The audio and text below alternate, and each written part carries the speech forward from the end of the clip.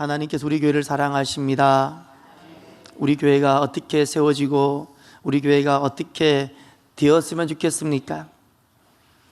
자녀들은 환상을 보고, 청년들은 꿈을 꾸고, 나이 많은 분들이 꿈을 꾸는 거예요. 아무튼 성령님 임하셔서 우리가 복음을 들고 온 땅을 다니고 청년들이 세계를 다니는 그런 귀한 교회가 되기를 바랍니다. 교회 건물이 커지는 것이 교회가 성장이 아니고요, 말씀을 들고 온 세상을 다니는 교회가 성장한 교회인 줄 믿습니다. 이와 같이 귀한 교회가 될 줄 믿습니다. 믿습니다. 우리는 누구일까요? 오늘 종교개혁 기념주일입니다. 우리는 누구일까요? 우리는 천국 가는 나그네입니다. 천국 가는 나그네. 내가 나그네임을 안다는 것은 내가 하나님 은혜를 안다는 것이고, 이 땅에서 무엇이 잘 사는 것일까요? 무엇이 복일까요? 나그네로 사는 것이 잘 사는 것이고, 나그네로 잘 사는 것이 복이 있는 사람입니다. 저와 여러분들이 천국 가는 나그네로 이 땅에서 잘 사는 자가 되십시다. 천국 가는 나그네. 치매 부모를 이해하는 14가지 방법이라는 책에 보면 자신이 누구인지를 잊어버린 치매 부모님 이해하기 위해서 있는 책인데, 기억을 상실한 이 부모님의 특징을 2가지를 말합니다. 특징이 무엇인가 하니, 첫 번째는 치매를 앓고 있는 부모님, 나를 낳아주시고 길러주셨다가 이제 나이가 드셔서 약해지시고 이제 기억을 점점 잃어버리고 있는 내 부모님, 치매의 여러 가지 증상이 많이 있겠지만 대표적인 2가지 특징. 첫 번째, 집 밖을 배회하세요. 왜 배회하느냐? 바깥이 좋아서가 아니고 2가지 이유 때문에 집 밖을 배회한다 그래요. 하나는 내가 집을 나섰는데 왜 나섰는지를 잊어버린다는 거예요. 분명히 내가 이유가 있어서 집을 나셨는데 내 부모님이 왜 나섰는지를 잊어버리는 거예요. 또 그럼 집에 돌아오시면 되는데 우리 집이 어디 있는지를 모르겠다는 거예요. 그래서 배회하신다는 거예요. 내 부모님이 목적을 잃어버렸다는 거예요. 내가 왜 나왔는지도 잊어버리고 내 인생의 목적이 무엇인지를 잃어버렸다는 거예요. 목적의 상실. 또 하나, 부모님들이 나이가 드시면서 약해지시면서 때로는 기억을 잃어버리기도 하시는데, 대표적인 모습이 어떤 것인가 하니, 상상치도 못했는데 이런 것이 있다고 그래요. 쓰레기를 쌓아둔다 그래요. 쓰레기는 분리해서 버려야지요. 냄새 나는 건데. 그런데 그것을 차곡차곡 쌓아둔다는 거예요. 버리질 못하는 거예요. 주머니에도 넣어두고 저기도 넣어두고. 왜 쓰레기를 쌓아둘까요? 이것이 쓰레기라는 것을 아시면 당연히 버릴 겁니다. 이것이 쓰레기인지, 내가 버려야 되는 건지, 내가 지켜야 되는지를 분별하지 못하시더라는 거예요. 분별을 못해요. 사랑하는 우리 부모님이 나이가 드시면 때로는 기억력이 약해지시기도 하시는데,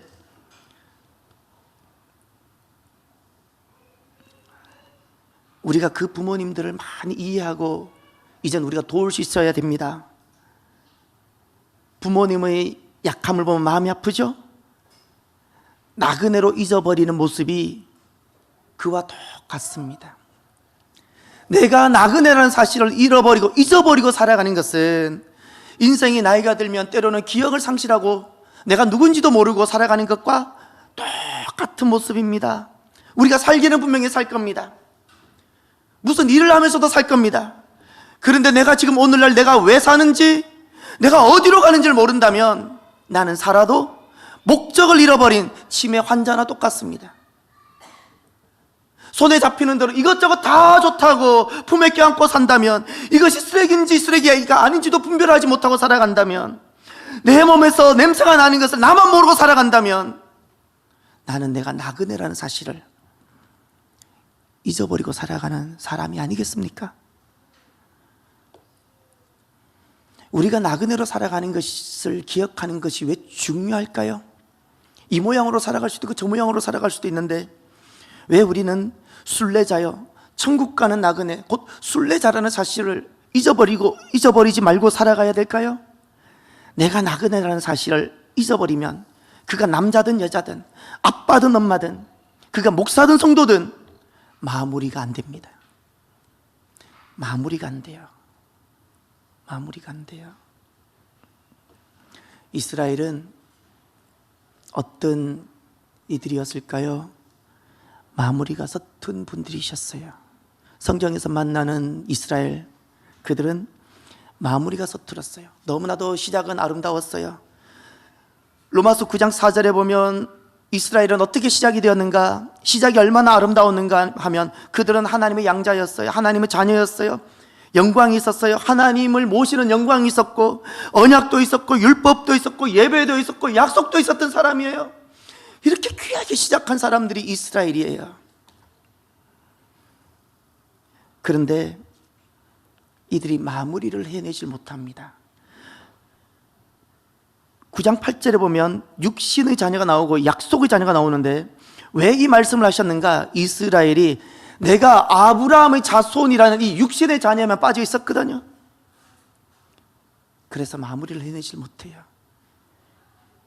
육신의 자녀가 단순히 이스라엘만 뜻하는 것이 아니라 오늘 예수님 눈앞에 있었던 그들이 육신의 자녀로 살았거든요. 13절에 가면, 9장 13절에 가면 에서와 야곱 이야기가 나옵니다.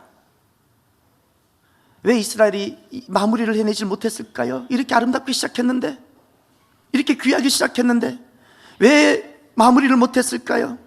에서처럼, 지난날 에서처럼 장자권을, 구원을, 하나님의 영광을, 구원을 팥죽 한 그릇보다도 못하게 여긴, 평생을 살아도 구원을 위해서는 구원과는 아무런 관계없는 삶을 살고, 평생을 사는데 자기 배만을 위해 살아가고, 단 한 번도 구원과는 관계없는 삶을 살았. 그래서 이스라엘이 실패합니다. 마무리를 내내질 못합니다. 그래서 이스라엘이 눈물을 흘리죠. 그 결정판이 무엇인가요? 이스라엘의 실패의 결정판 14절을 보시면 지난주 말씀, 하나님께 불의가 있느냐라는 말씀하죠. 왜 이 말씀을 사도 바울이 그렇게 외칠까요? 이스라엘 안에 나는 옳고 하나님이 틀렸다는 말을 하고 싶거든요. 지금 내가 옳은 거예요. 지금 내가 옳고 하나님이 틀렸습니다, 이 말을 하고 싶은 거예요. 하나님이 옳지 않다는 거예요. 내가 옳아요. 내 생각이 옳아요. 그래서 이스라엘은 눈물을 흘립니다. 여러분, 무엇이 믿음일까요? 우리 하나님은 어떤 분이실까요? 우리 하나님 마음은 우리가 어떻게 시작했든지, 우리가 어떤 인생이었든지 마지막이 아름다운 인생이 되게 하시고 싶은 분이 우리 하나님이세요. 마지막이 아름다운 인생, 마지막이 하나님 품으로 돌아오는 인생, 천국 가는 인생. 그래서 로마서 9장과 11장은 실패한 이스라엘, 시작은 아름다웠지만 마무리가 되지 못해서 실패한 이스라엘을 다시 아름답게 하시고자 하나님께서 그들에게 주시는 말씀이에요. 그들에게 시작보다 마무리가 아름다운 인생이 되십시다.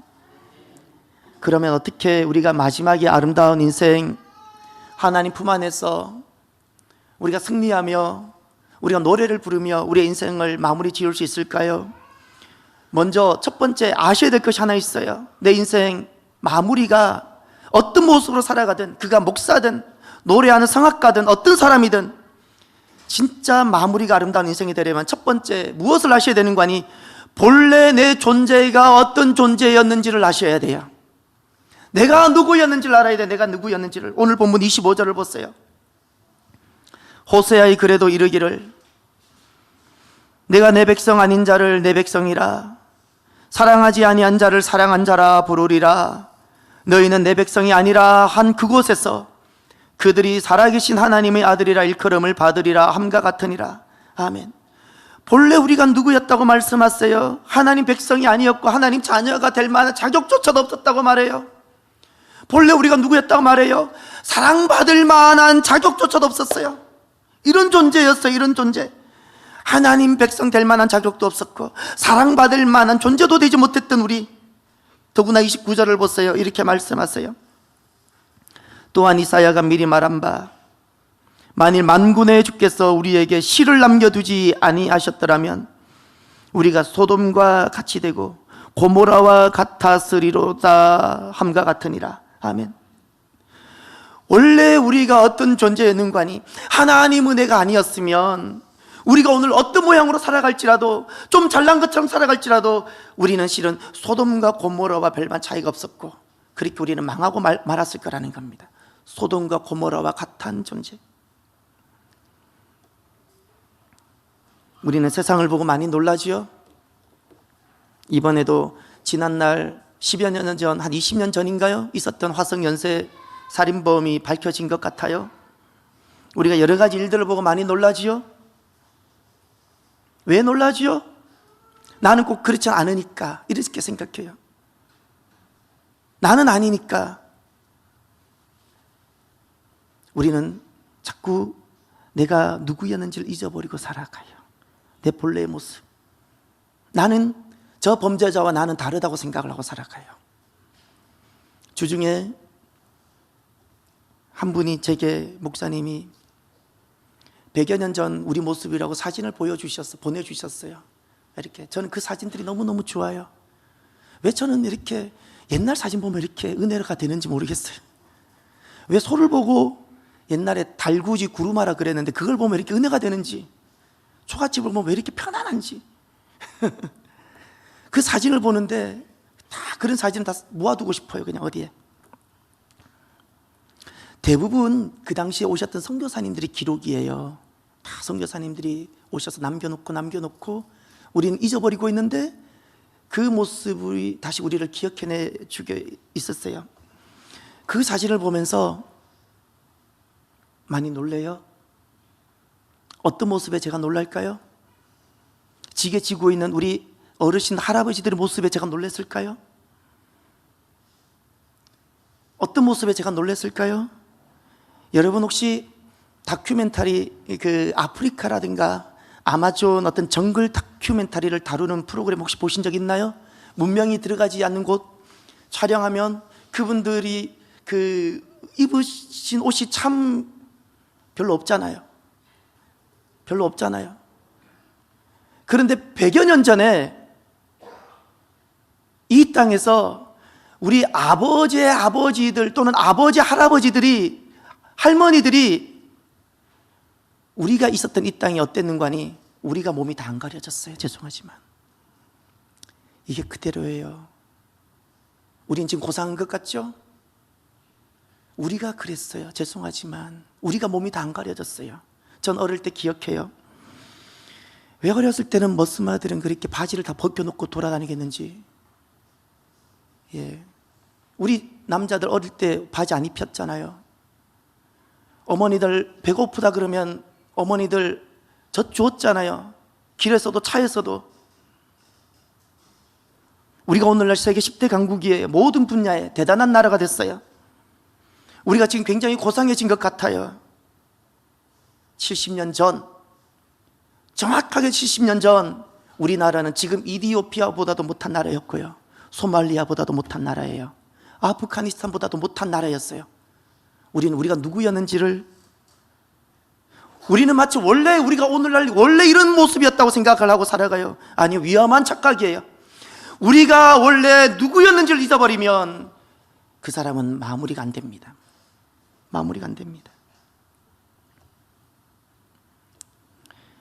어떻게 시작은 어떠했을지라도, 시작은 초라했을지라도 마무리가 아름다운 인생이 될 수 있을까요? 내가 죄인이었음을 잊지 맙시다. 내가 죄인이라는 사실을, 사람은 내겐 자꾸 선이 있다 생각해요. 그러니 마무리가 안 돼요.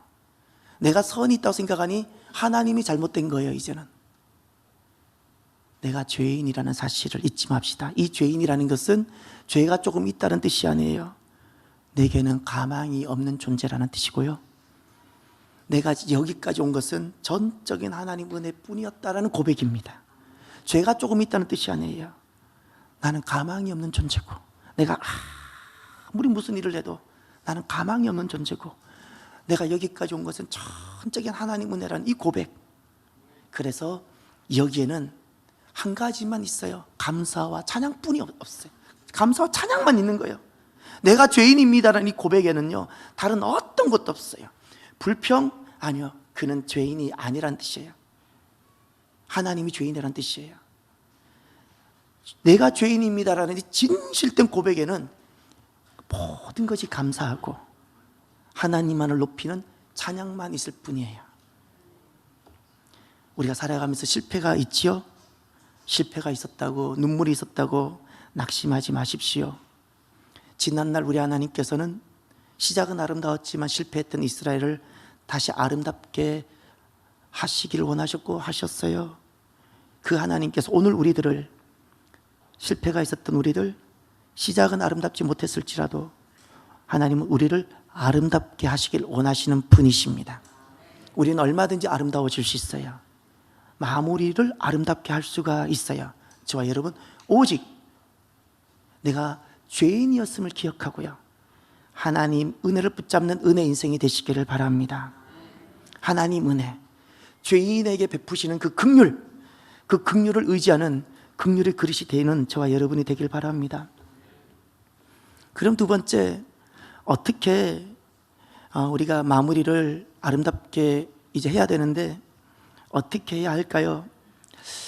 교훈을 하나 얻어야 됩니다. 영적 교훈. 어디에서? 이스라엘 실패한 데서. 이스라엘이 실패를 했는데 그 이스라엘이 실패한 곳에서 영적 교훈을 얻어야 됩니다. 그럼 우리는 이렇게 질문해야 됩니다. 하나님, 왜 이스라엘은 실패를 했습니까? 이스라엘은 왜 실패했을까요? 우리랑 스타트가 달라요. 오늘날 우리 이야기로 말하면 그들은 금수저예요. 우리랑 스타트가 다르잖아요. 그런데 그들은 왜 실패했을까요?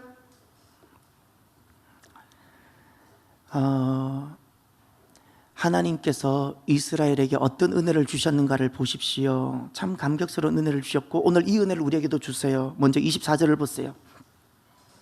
이스라엘이 왜 실패했는가를 아시기 전에 하나님께서 먼저 어떤 은혜를 주셨는가를, 하나님은 항상 은혜를 먼저 주세요. 24절에 은혜가 보입니까?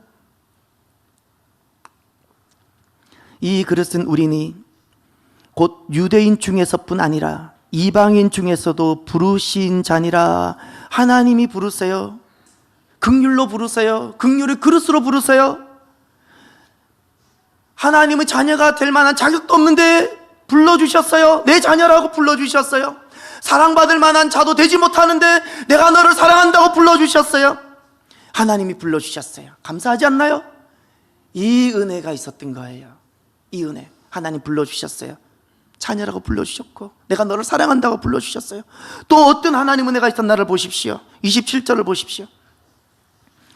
또 이사야가 이스라엘에 관하여 외치되 이스라엘 자손들의 수가 비록 바다의 모래 같을지라도 남은 자만 구원을 받으리니. 아멘. 우리를 남도록 하여, 세상에 소멸되지 아니하고 남도록 하여 어떻게 구원에 이르게 해주세요. 구원에 이르게 해주세요. 하나님이 우리를 남겨주셨어요. 아멘입니까? 29절에 보면 우리는 우리가 남은 것 같지요. 29절을 보세요. 또한 이사야가 미리 말한 바 만일 만군의 주께서 우리에게 씨를 남겨두지 아니하셨더라면. 누가 남겨두었어요? 우리가 남겼나요? 우리의 믿음이 우리를 남겨두었나요? 주님께서 남겨두셨어요. 이게 은혜예요. 교회가 되게 하시고 이 세상에서 그 거대한 세상의 파도에 침몰되지 않게 하시고 우리를 지켜주셨어요. 하나님께서 우리를 남겨주셨어요. 하나님께서 우리를 불러주셨어요. 하나님께서 우리를 세상으로부터 보호해 주시고 남겨주셨어요. 구원에 이르게 해주셨어요. 받을 자격이 없는데 이런 은혜를. 그런데 어떻게 이스라엘이 실패하는가를 보십시오. 30절. 여기에 이스라엘 실패 이전에 이스라엘이 보라는 뜻이 이방인의 승리가 나옵니다. 그런즉 우리가 무슨 말을 하리요? 의를 따르지 아니한 이방인들이 받을 자격이 없다는 뜻이에요. 의도 따르지 않았다는 거예요. 죄만 많았다는 거예요. 그런데 그 이방인들이 의를 얻었으니 곧 믿음에서 난 의요, 이들이 승리했어요. 이스라엘 사람들은 저 이방인들이 승리할 줄은 생각을 못했어요. 근데 그들이 승리했어요. 두 번째 31절을 보십시오. 이스라엘이 실패합니다. 의의 법을 따라간 이스라엘은 율법에 이르지 못하였으니 이스라엘이 실패해요. 그러면 왜 실패했을까요? 그 실패의 원인이 32절에 있습니다. 다 같이 볼까요? 중요합니다. 어찌 그러하냐? 이는 그들이 믿음을 의지하지 않고 행위를 의지함이라.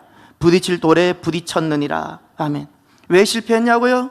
하나님, 이스라엘은 왜 실패했지요? 이렇게 아름답게 시작했는데 그들은 왜 실패했습니까? 믿음에서 행위로 돌아갔기 때문에.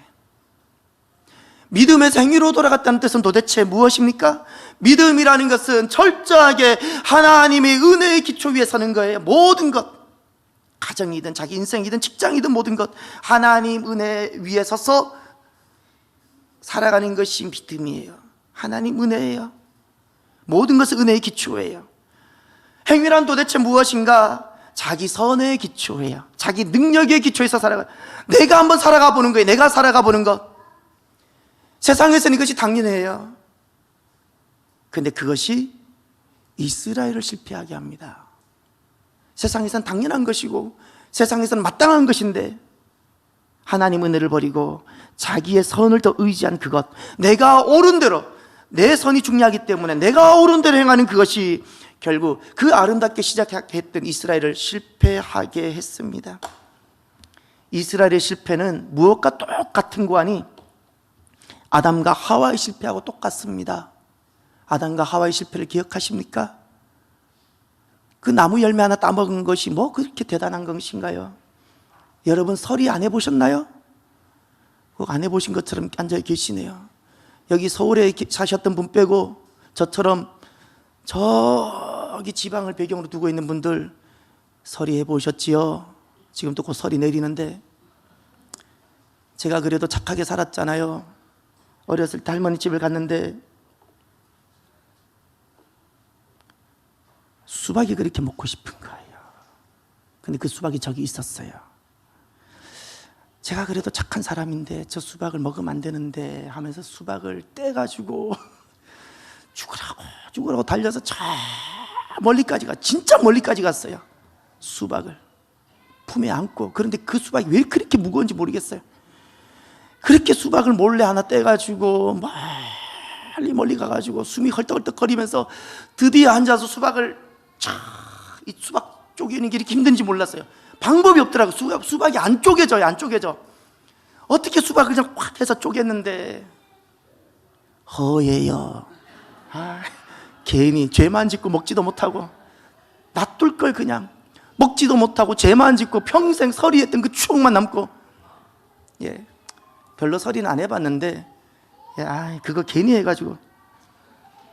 수박, 요즘 또 수박 한 번씩 보면 그 수박, 제가 서리한 수박이 진짜 줄도 새파랗고 줄이 잘 나 있었어요. 잘생긴 수박인데 글쎄 속이 허했어요. 아마 주인이 봤으면 웃었을 거예요. 아담과 하와가 여러분 그 과일 하나 먹은 것이 뭐 대단한 거예요? 어떻게 보면 서리한 건데 서리한 것 아니에요. 우리가 흔히 어렸을 때 봤던 생명나무 실과도 있고 선악을 알게 하는 나무 실과도 있는데 내가 뭐 이거 하나 나무 실과 서리 한번 했다고 뭐 이것이 이렇게 큰 문제가 되나요? 핵심은 이거예요. 어떤 과일 하나 먹은 것이 문제가 아니고 핵심은 생명나무 실과를 먹는다는 것은 무슨 뜻인가 하니 여전히 하나님만이 나의 주 되신다는 뜻이에요.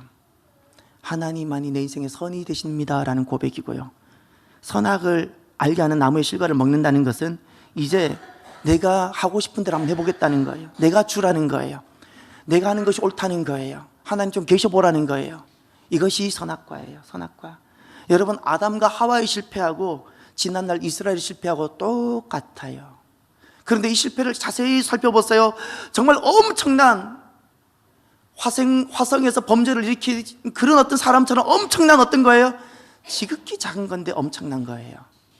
잊지 마세요. 지극히 작은 거고 누구나 갈 수 있는 건데 그 작은 것이 실패를 가져와요. 내가 뜻하고 내가 옳다고 여기며 살아가는 길이 율법이고요. 왜 실패하냐고요? 그 길 걸어가기 때문에 실패하는 거예요. 왜 마지막에 아름답지 못하냐고요?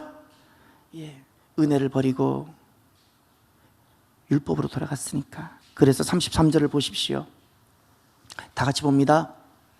기록된 바 보라, 내가 걸림돌과 거치는 바위를 시온에 두노니 그를 믿는 자는 부끄러움을 당하지 아니하리라 함과 같으니라. 누가 부끄러움을 당하지 아니한다고요? 믿는 자, 하나님 은혜를 믿고 살아가는 자, 하나님 은혜 기초에서 살아가는 사람.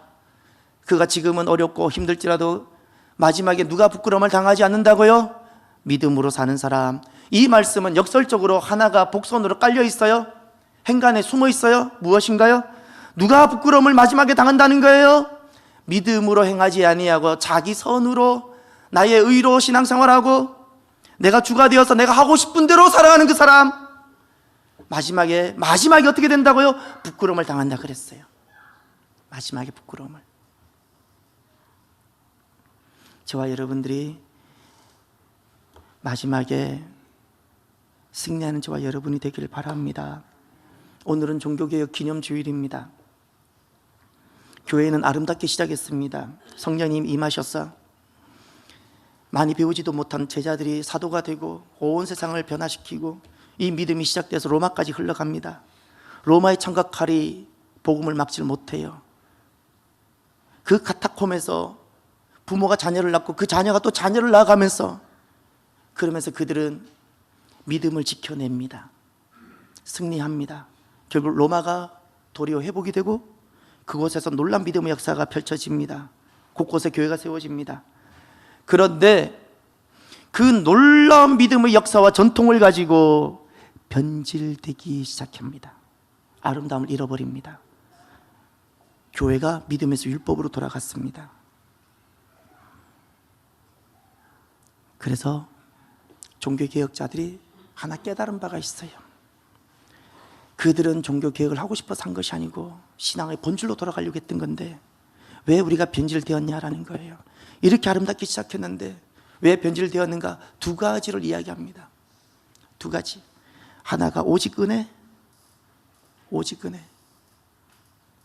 이 오직 은혜라는 것은 그냥 하나님 은혜 감사합니다 이런 개념이 아니에요.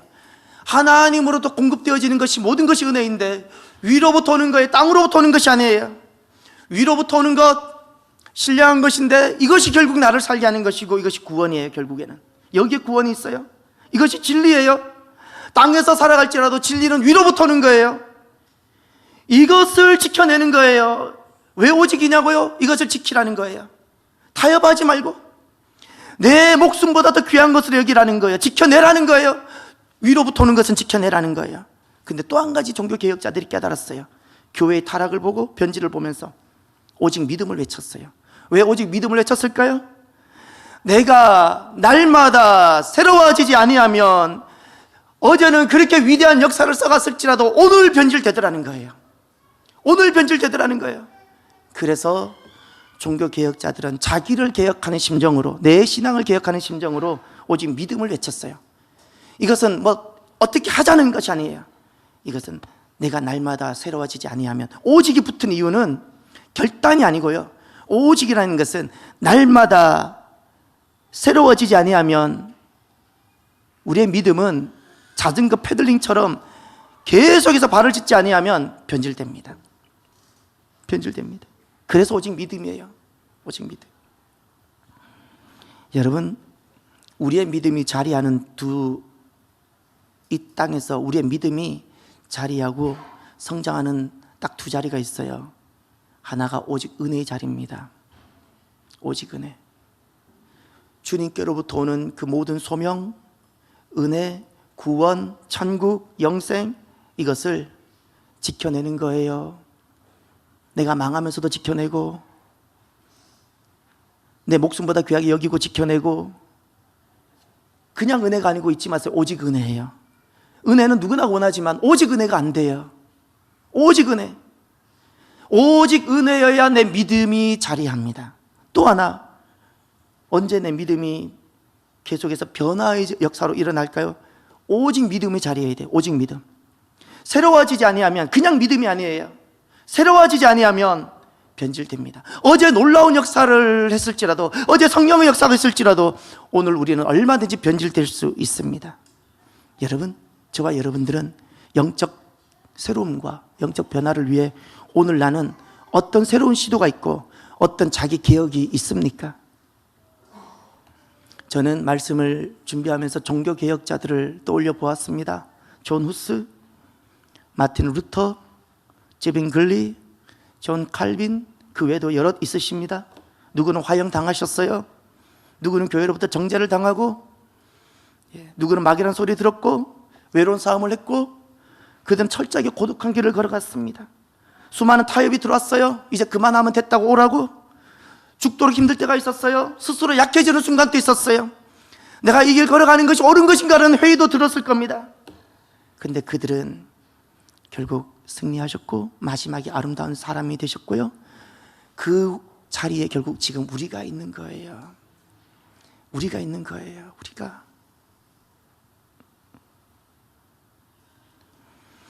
사랑하는 성도 여러분, 지금 우리가 그리 화려하지 않다고, 지금 화려하지 않다고 낙심하지 마십시오. 어제 내게 실패가 있었다고 절망하지 마십시오. 지금 아무리 아름다워 보이는 것 같을지라도, 지금 대단히 내가 성공한 것 같아 보일지라도 나라는 인생이 내일 아름답지 못하고 마무리가 아름답지 못하면 아무것도 아닙니다. 그것이 실패입니다. 그것이 진짜 실패입니다. 그러니 저와 여러분, 우리가 스스로 새로워집시다. 내 믿음은 스스로 새로워지지 아니하면 반드시 그가 목사든 그가 모태신앙이든 변질됩니다. 그거든 기독교사가 증명합니다. 오늘 우리의 종교개혁주일이죠? 이 종교개혁주일은 다른 주일이 아닙니다. 내 신앙을 개혁하는 나의 주일이 되셔야 돼요. 이것이 되지 아니하면 반드시 그 사람은 누구든지 간에 변질되고 있습니다. 인정하든 인정하지 않든 상관없습니다. 변질되고 있고 잠자고 있고 죽어가고 있습니다. 그러니 스스로가 되지 않는다면 본인을 고난에 집어넣는 것이 복입니다. 고난에 들어가서라도 내가 새로워만 줄 수 있다면 그것이 복입니다. 그것이 복입니다. 하나님께서는 나의 마지막이 아름답기를 원하십니다. 내 남은 시간, 우리의 남은 시간이 있죠? 하나님이 이제 우리의 남은 시간은 하나님만이 나의 주인 되시고, 하나님이 하시는 모든 일은 선하시고, 그리고 하나님이 내게 주신 은혜를 내 생명보다 목숨보다 귀한 것으로 여기며 지키며 내 믿음이 안주하지 않고 주님께서 성전을 청결하신 것처럼 개혁하신 것처럼 그렇게 개혁하며 날마다 광야라는 채찍으로 나를 채찍질하며 살아가는 우리의 남은 시간이 되기를 바랍니다. 어제는 눈물이 있었을지라도 우리의 마지막은 아름다움이기를 바랍니다. 저와 여러분 꼭 승리하시기를 바랍니다. 기도합시다. 오늘 나에게 주시는 말씀을